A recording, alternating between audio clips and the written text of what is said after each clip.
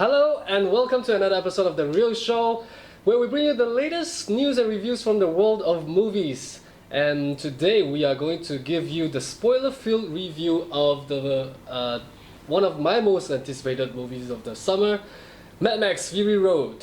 My name is Del. Let me first introduce to you the people on the show today. On my left, our guest for the first time is Stuart Lee.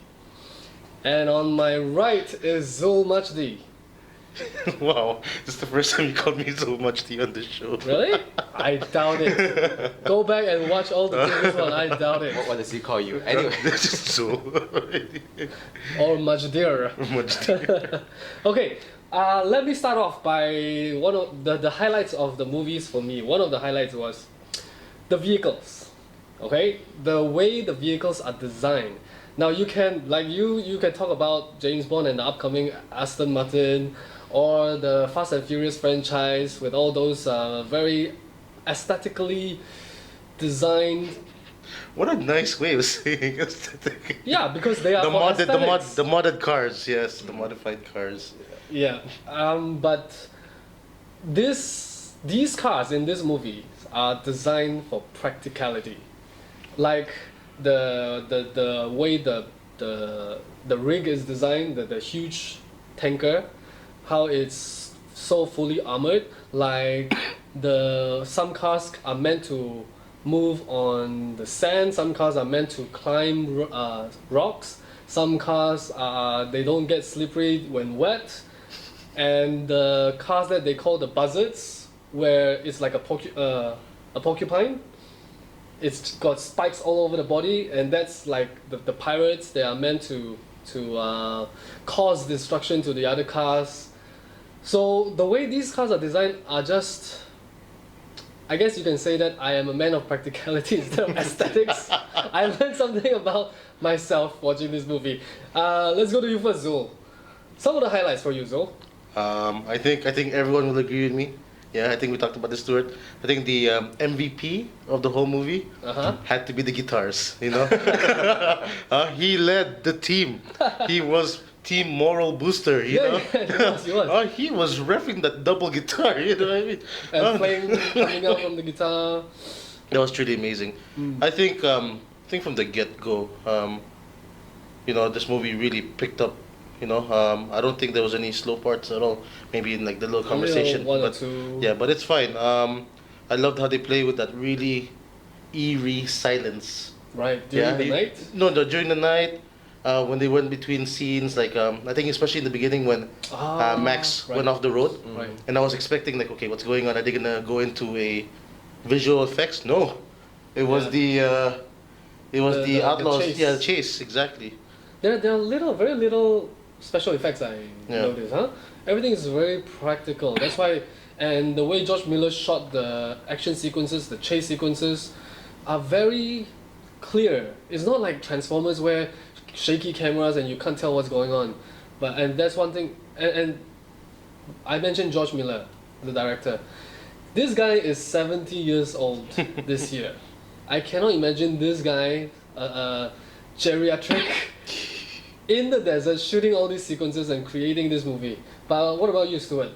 For you, some of the highlights? I think there are a lot of highlights to be had here, and you mentioned about the cars. The car was okay, but it didn't really do for me because I feel the car is like a chess piece. Every car has its own function. If you're talking about the Heinz, there are so many, but one thing that I like is the action, the direction. Yeah. From the first second until almost the last scene, you have no time to breathe.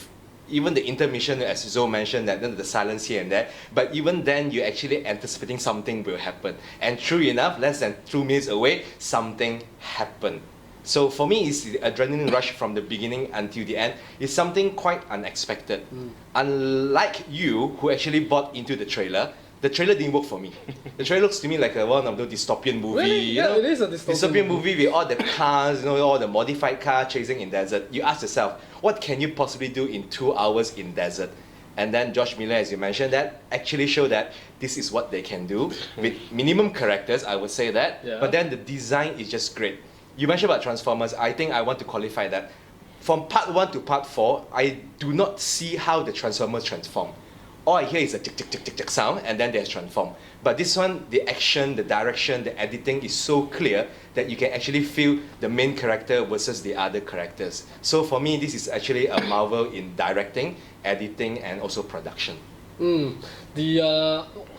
Going to Transformers a little bit, I thought the first Transformers did well. How did we get to Transformers? Damn it! That started it, Transformers. Yes, but then the second, third, and fourth was crap. Yes. I know, besides Joe, we are from the time when Transformers first came on, that's about 30 years ago. Yeah. Yes. You see how easy Transformers transform in cubes, that's all. But this is like 1,000 parts transformed into a robot, so for me it didn't work. And you're right, clarity is very important in action movies. No shaky cam, you know exactly. So you don't like Jason Bourne's movies? Because it's shaky can you cam. edit this part when you do editing? I haven't watched one yet. Moving on, Zoe, back to you now.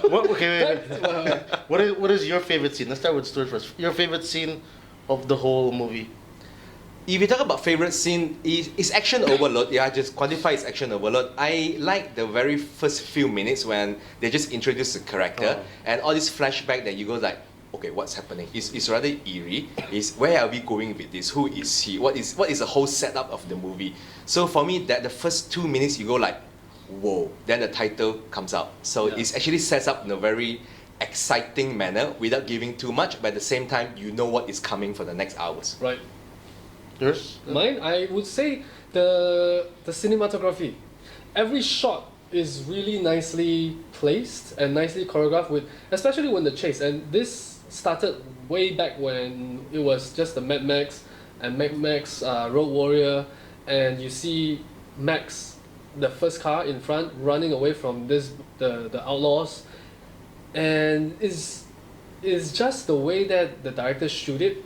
And it doesn't cut away. You just follow the even if the cars are really far away, you can see this whole bunch of cars behind Max chasing after him, and it's the cinematography is really really nice, and the way that the colors, right, in the desert you have one yellow overarching yellow color throughout the whole movie, except when it's at night, where it becomes kind of bluish grey color. So those are very nice contrasts for the movie. And you put in all the outfits, the leather, the black color in the desert, it looks really nice. What about you?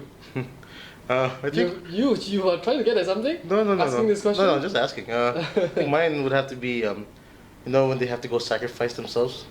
Yes. The boys, yeah. And then they start spraying that metal, the chrome on their teeth. This is supposed to be spoiler free, right? No, this is spoiler filled. Okay. Yeah, okay. Yeah. Interesting. Yeah, Why do they do that? Why are they spraying? I really don't know, but I know they.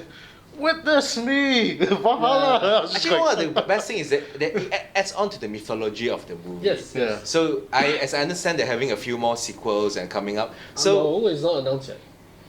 Okay, now me announce you that has announced yet. Anyway, if it's the mythology of things, like how they got to there, what does all this spraying thing works, and what Valhalla, what all these things. Yeah, so the heaven for. So I think even though it's action packed, but there is backstories that can be explored. So I think it's a triumph in terms of directing and script writing. But I'll go to script writing later. Yeah.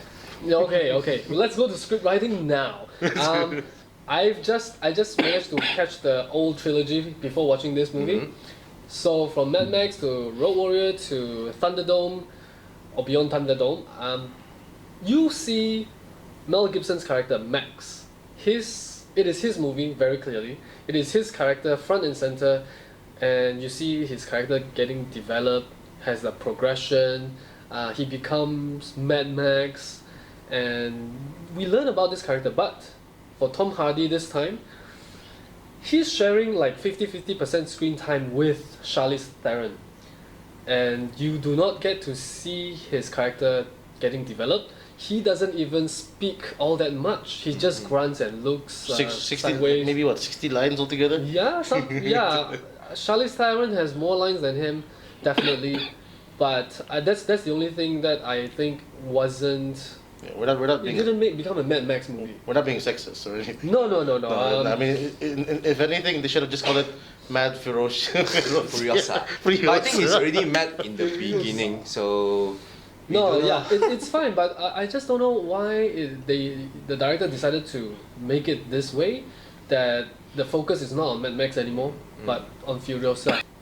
Stuart? Let me see it this way, because again, I didn't really enjoy the trailer, and again, let edit this part out. Yeah, the Bond movie also I haven't watched. I haven't watched Mad Max. Okay. It's funny how you think that I'll leave it to your own judgment what kind of reviewer I am. So I went in there not knowing what does Mad Max actually means. So if you ask me, is the character even important? I don't really think so. I think the action is the main movie. The fact that Furiosa became the more standout character, I think purely because of her acting. In terms of Mad Max, you're right. He only had 60 lines. In fact, when he did not take out the mouth muffler, I thought he would have no lines. I thought it's gonna be one of those silent hero kind of movie. When I took it out, then he speaks. I was like, oh, he actually speaks. But all in all, in terms of dialogue, there's nothing much on Mad Max that qualify him as a character. But for Furiosa, there's backstory, there's motivation, there's development, there's redemption, and especially the word redemption at the end. So you were right. I'm not sure why is Mad Max that way, but without him as a character, the plot would not get driven. But then again, Furiosa just happens to stand out. Having said all that, my favorite character is actually Nicholas Hoult. I thought he really had a field day doing it, and the tagline that Zoe always put, "What a nice day." Yeah. That line for me is the line of the day. movie. Yeah, it is. That is great. Nicholas Hoult, I never really liked him. I thought he was crap in Jack and the Beanstalk. I thought he was just okay in X-Men Days of Future Past. But this one, yes, definitely he stood out. He threw away his like the boy next door look, right? And just became this maniacal, crazy war boy. I don't know, when you saw him running around the sands and everything, it sort of reminded me of that guy from Warm Bodies, you know? I mean, yeah, like a scene like it was him, right? Yeah. You know, it was that scene that, yeah. But thinking to just add a bit of what you guys were saying just now. I know in the beginning we knew that he was a police officer. We're talking about Max, Yes. right? Police officer who couldn't save his family. Yeah, he lost his Yeah. daughter and child. Yeah, but it was a shame they didn't develop on that. But are they supposed to? This is not a remake. This is more of a reboot, Right, reimagination. and that brings to the other issue where I heard this movie is supposed to be after Road Warrior and before Beyond Thunderdome, but it doesn't have to be. I don't know why, if it is true that this is supposed to be the third movie out of all the 4 movies, it's just mind-boggling that they want to do it. They want to put this there because the continuation is that you see the jacket, you see his car, you see the leg brace. Sure, that is all from the second movie, but what if the director had taken everything off from the continuation of the second movie? It would still work. There's nothing about why this had to be a continuation. So that's another thing that I kind of disagree with the movie. Yeah? I don't know. I No, haven't no. watched. You haven't seen the other 3, right? Before your first, yeah. No, Which not my time. So this movie could stand on its own. You understand? Oh, it is your time. What are you talking Yeah, exactly. No, but you know, because you're new to this Mad Max. Yes. So do you think it could have stand on its own? Yeah. If you didn't watch anything? Yeah, the whole movie, honestly, the storyline does not matter. I think about? Exactly. 9 out of 10 who watch the movie will not say, "Oh my god, the story is so touching. Oh my god, I feel the." It's the 10 action. out of 10, not out of 9 out of 10. It's the 10 out action. of 10. It's the action. You can put anybody there. You can even put Mr. Bean there, for God's sake. It will still come up become action comedy. Right. The word action will still be there. For me, Mad Max is just a character. It's just a reason of a character to be based in that kind of world. Yeah. For me, that is the whole thing. I haven't watched part 1, part 2, part 3, whether all this in between prequel, sequel, and this thing. It really does not matter to me unless there is a continuation. And I understand beside Mad Max, there's no characters in the previous movie to this one, so it does not really matter. I agree with you. The director could just started anew. And I think the only thing that I think we talked about this the other day for over coffee was the thing that was really annoying was they went all the way out Yep. only to come back again. Yep. And that's the whole story, right? That's the whole storyline. As in, That's a plot twist. The whole thing was just a chase from the Citadel to this green place that they were looking for. They couldn't find it, and then it's the chase back to the Citadel. It was an hour and a half to get from Citadel outside, but they covered half an hour back. Amazing. And when they came back, It was this is one of day, the- right? It was- Yeah. And this is the most jarring part of the movie. When they were on the way back, you see all the bad guys sun tanning, just waiting for them to come back. Why didn't they chase them? They didn't. Are They still should have gone mourning? back. I don't know. Yeah, that was something that stood out. But any other negative from you, Zul? No, I think that's really it. I think that's it really. I could go more into detail. If you're talking about negative, let me put it this oh, way. here Let me we put it this go. way. Here we go. It's a movie that either you love it or you hate it. So in my case, I'm not very much an action film kind of person.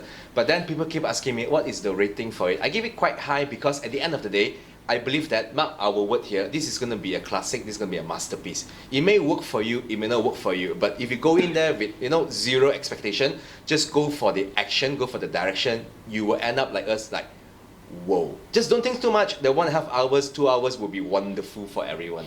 But if you ask me whether is it a good cinema, the dialogue, the character development, not really. But this is a movie purely for action.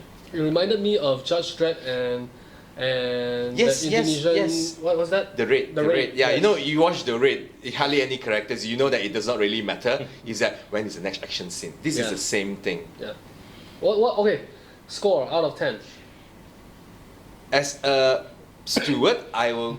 As us too. I don't know. I have to say I do not really like action movies that much. Okay, and I'll probably get some hate mails even the first show on the thing. I didn't even enjoy Fast and Furious 7. For me, it just defy IQ. Logic and IQ. physics. Physics defy IQ, defy everything. But I think we understood that already watching the. Yeah, but then again, this is also action packed. However, I will give it a That's true. solid 8. I'll give it a solid 8 because it's just that it makes you go wow, and you tell that in 20 years time you will say that, hey, remember Mad Max? It was such a classic. I was there. So this is the time that you should be there to watch this movie. Oh, very nice. Okay, so I mean, who else would be able to make a whole who would be able to base a movie around Yep, cars? it's you a know what I mean? masterpiece. Yeah, jumping around cars here and there. I mean, they really put some effort and thought the pole yeah. jumpers, the pole vaulters, those guys with the chainsaws and everything. 8.5. It was solid 8.5. 8.5. Okay. Better than the Avengers, I think. Okay. Up, here we go. I said that to Spark. I'm not taking the bait.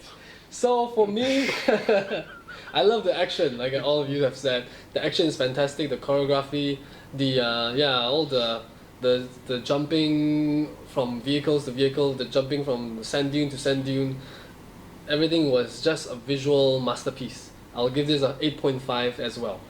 Okay, that's it for our spoiler-filled review of Mad Max Fury Road. Join us next time. We are here recording at iCenter's plug-in room. We want to thank iCenter for letting us use this room every Sunday. I don't know how long we'll still be here, but Until they kick us out and say no more. Until they stop making movies, okay? We're here as long as there are movies. Let's hope so. I want to thank the people on the show today. Stuart, thank you for coming in, and Zul as well. And for myself, catch us again next time when we do another review, which will immediately be following after this. Which is of Pitch Perfect. Pitch Perfect Yes. 2. So until Stuart. next time, keep it real.